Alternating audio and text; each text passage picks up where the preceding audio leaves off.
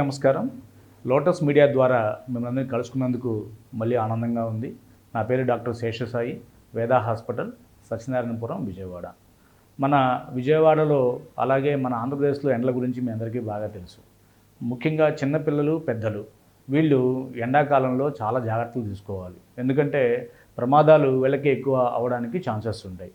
ఎండలో తిరగాల్సి వస్తే మీరు చాలా జాగ్రత్తలు తీసుకుంటూ, అలాగే వెళ్ళడానికి ముందుగానే తగినంత నీళ్లు తీసుకొని డీహైడ్రేషన్ని అవ్వకుండా మనం కాపాడుకోవచ్చు. ఒకవేళ ఏదైనా ఇబ్బంది వచ్చి డీహైడ్రేట్ అయ్యి ఎండలో ఏదైనా అంటే ఎక్కువ ఎండలో ఉండడం ద్వారా వడదెబ్బ తగిలితే వెంటనే ఇబ్బంది పడకుండా లూజ్ మోషన్స్ కానీ వాంతులు కానీ అయితే వెంటనే దగ్గరలో ఉన్న డాక్టర్ని సంప్రదించి మీ బాడీని సెలైన్స్ తీసుకొని డీహైడ్రేట్ చేయడం ద్వారా మనం ప్రాణాపాయం తప్పించుకోవచ్చు. ఎందుకంటే వడదెబ్బ చాలా ప్రమాదకరమైంది. ఎప్పుడైతే బాడీలో డీహైడ్రేషన్ ఎక్కువ అవుతుందో వెంటనే మనకి ప్రాణాపాయం చాలా ఎక్కువ అవడానికి అవకాశం ఉంటుంది.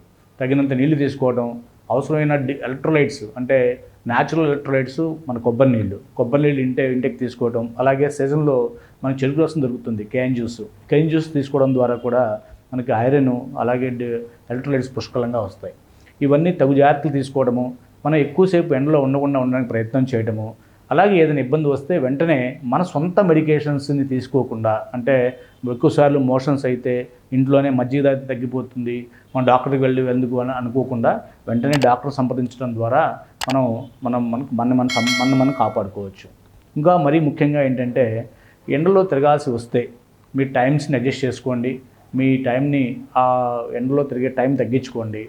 నీడలో ఉండడానికి ప్రయత్నం చేయండి.